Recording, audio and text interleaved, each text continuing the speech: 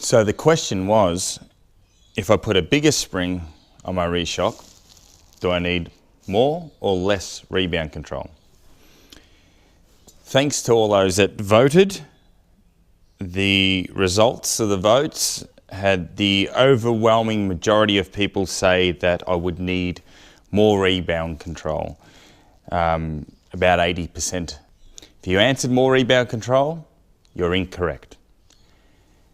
We probably could have accepted two correct answers, being either less or the same.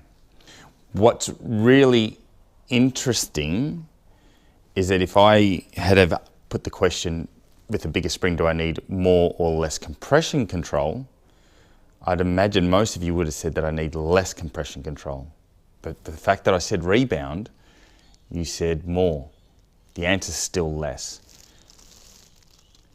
The reason we need less control on a bigger spring is that if we're applying the same forces, the same load on this spring as we were the lighter spring, it'll move less.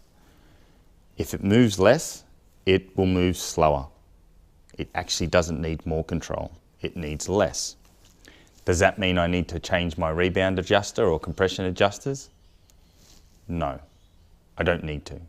So that's where it comes in, that if you answered or you wanted to answer, there wasn't the option to say that it needs neither more or less, it needs the same, that's an acceptable and a correct answer as well.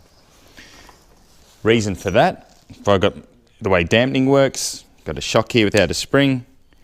If I push it slowly, not a lot of resistance. If I push it faster, it provides quite a lot of resistance. Dampening works on speed of the suspension travel. So if I've got a bigger spring, it will travel less, it will travel slower, so automatically the shock without touching the adjuster will already apply less control by itself because it's moving slower. It's that simple. So that scenario assumes that your dampening is in the ballpark, but for sure, like, you don't need to change your adjusters just because you're changing your spring. We could go into lots of different reasons why you'd want to change a spring, and that's not the purpose of this video. We will do subsequent videos that step by step will explain bike setup. But one of the biggest factors, or massive factor, is our spring. And understanding springs is really important. Say I've got a 1 kilo spring and a 2 kilo spring. When we talk about rates in springs, all it basically means, if I say it's a 1 kilo spring, it means that it needs 1 kilo of load to move 1 millimeter.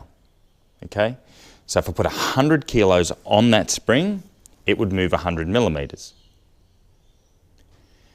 If I took the 2 kilo spring, for example, that's a heavier spring, it just means that it needs 2 kilos to move that 1 millimeter. So if I applied that same 100 kilo force on that spring, I'm only going to move 50 mil, half the distance. Conversely, if I took that load off, the 1 kilo spring is going to travel back up 100 millimeters. The 2 kilo spring is only going to travel 50 millimeters.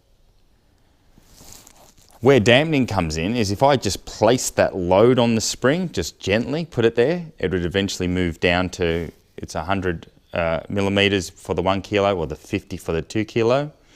Where dampening comes in is if I drop that weight on it, you could imagine it would go boing, boing, boing, boing, boing, boing. That's what the dampening is to do, or minimize the spring oscillation.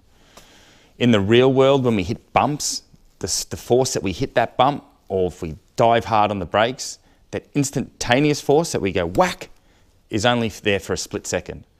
If we only had the spring, it would just oscillate all the time, we'd lose control. So, you know, the name of these things gives it away. It's a shock absorber. So it's to absorb the shock that's applied to the spring. It gets a shock, just helps absorb it. So in that case, if I take, you know, we're hitting a bump, it's an unknown force, but if I hit it with a light spring, that that initial whack, it's going to straight away want to move that spring heaps further because it's a lighter spring. It travels further for the same amount of load on it. With the heavier spring, when I hit it, still the same force, but the spring's not going to want to move as much because it's a heavier spring. So it doesn't need as much control.